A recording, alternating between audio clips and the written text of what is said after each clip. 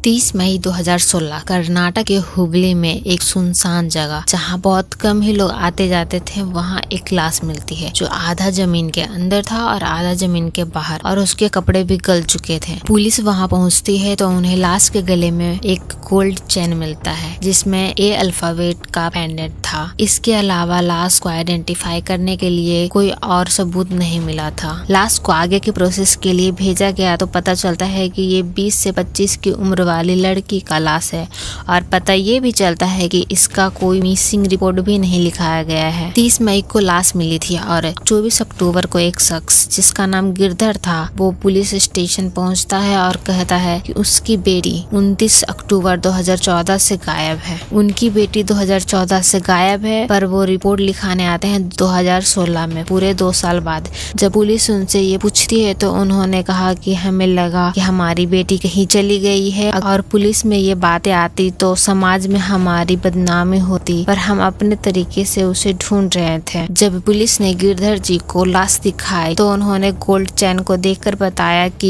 ये उनकी बेटी अर्पिता का है। अर्पिता हुबली सिटी में एग्रीकल्चर यूनिवर्सिटी में BSc के स्टूडेंट थी। अर्पिता के पेरेंट्स से उसका मोबाइल नंबर भी मिल गया और उसका कॉल डिटेल्स निकाले गए, और उसके दोस्तों से आसपास के लोगों से पूछताछ किया गया, पर कुछ निकल कर नहीं आया। जब अर्पिता के दोस्तों से दोबारा पूछताछ किया गया तो एक नाम सामने आता है, अरुण। अर्पिता और अरुण ग्रेजुएशन साथ में कर रहे थे। कॉलेज खत्म होने के बाद अरुण PhD करने बेंगलोर चला गया था और अर्पिता फेल हो गई थी तो वहीं रहकर अपने आगे की पढ़ाई कर रही थी, लेकिन दोनों की फोन पर बात होते रहती थी। ये सारी बातें अर्पिता के कॉल रिकॉर्ड से और उसके दोस्तों से पता चलती है। अरुण से पुलिस ने कुल 4 बार पूछताछ की, पर अरुण ने हमेशा बोला कि वो दोनों के बीच सिर्फ अच्छी दोस्ती थी, प्यार जैसा कोई चीज नहीं था। जिस दिन अर्पिता का मर्डर हुआ था उस दिन का अरुण का लोकेशन चेक किया गया तो लोकेशन बेंगलोर का था और कॉलेज का अटेंडेंस भी बना हुआ था। फिर धीरे धीरे अरुण शक के दायरे से बाहर हो गया और अर्पिता का कातिल का भी कुछ पता नहीं चल रहा था। ये सब के बीच ही पुलिस स्टेशन के ऑफिसर भी चेंज हुए और उन्होंने सारी सबूतों को, कॉल डिटेल्स को फिर से जांच करना शुरू किया। तो उन्होंने नोटिस किया कि अर्पिता का मर्डर हुआ था उसके 2 दिन पहले तक अर्पिता के मोबाइल पर एक भी कॉल अरुण का नहीं था, बल्कि अर्पिता ने कई कॉल मैसेजेस किए थे पर अरुण ने उसका कोई रिप्लाई नहीं दिया था। ये अर्पिता के मर्डर की 2 दिन पहले की बातें हैं। उसके पहले की कॉल डिटेल्स ये बताती है कि जब जब अर्पिता ने कॉल और मैसेज किया अरुण ने तुरंत उसका रिप्लाई किया, और ये सारी बातें अरुण को फिर से शक के घेरे में ले आती है। अरुण के बारे में थोड़ा और जाना तो पता चला कि उसके फादर गवर्नमेंट कॉलेज में प्रिंसिपल है और भाई आर्मी में है, और ये खुद भी पढ़ने में तेज था, इनफैक्ट गोल्ड मेडलिस्ट था। फिर पुलिस ने किया कि अरुण को बिना बताए उसके कमरे पर जहां वो बेंगलोर में रहता था वहां तलाशी लेने पहुंच गए। एड्रेस उनके पास पहले से ही था। पुलिस को कमरे में किताबों के अलावा कुछ नहीं मिला, पर उन किताबों के बीच एक डायरी थी। उस डायरी को पढ़ते ही पता चल गया कि अर्पिता का कातिल कौन है। अरुण ने अर्पिता की मर्डर की कहानी उस डायरी में लिखी हुई थी। उसमें कोई क्राइम सीन नहीं लिखा हुआ था,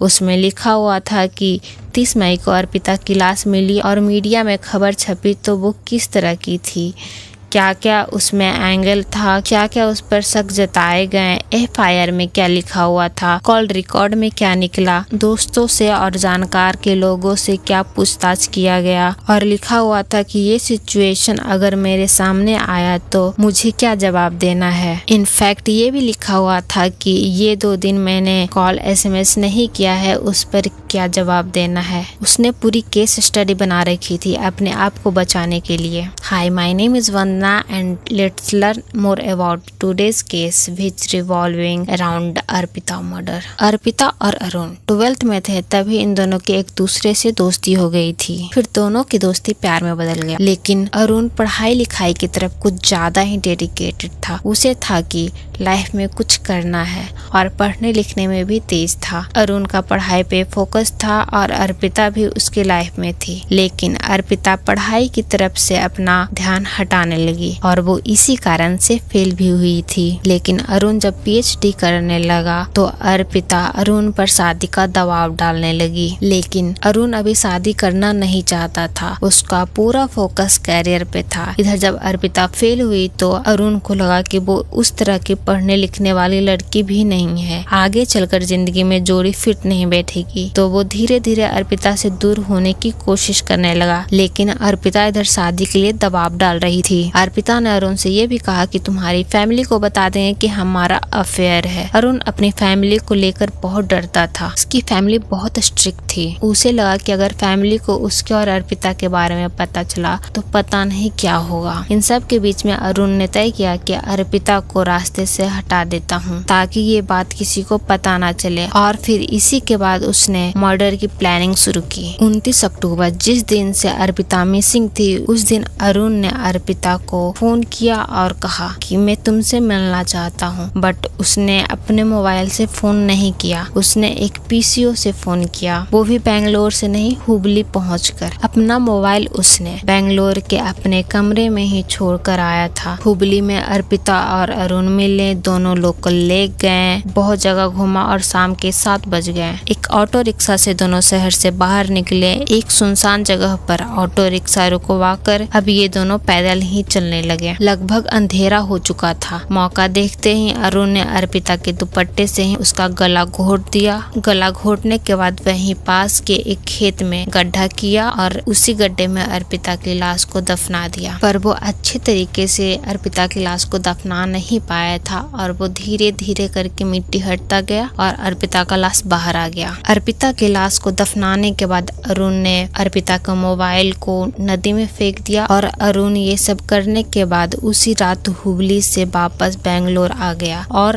आकर नॉर्मल रहने लगा। लेकिन उसे ये भी पता था कि एक रोज लाश मिलेगी और एक रोज उसका नाम भी आएगा, क्योंकि दोनों रिलेशनशिप में थे और इसी की तैयारी वो 2 सालों से कर रहा था। लेकिन फिर भी वो पकड़ा गया, पढ़ाई भी छूट गई। पर अब 2.5 साल बाद अरुण को जमानत मिल गई। ये केस लोअर कोर्ट में अभी भी चल रहा है, पर अरुण अभी जमानत पर बाहर है।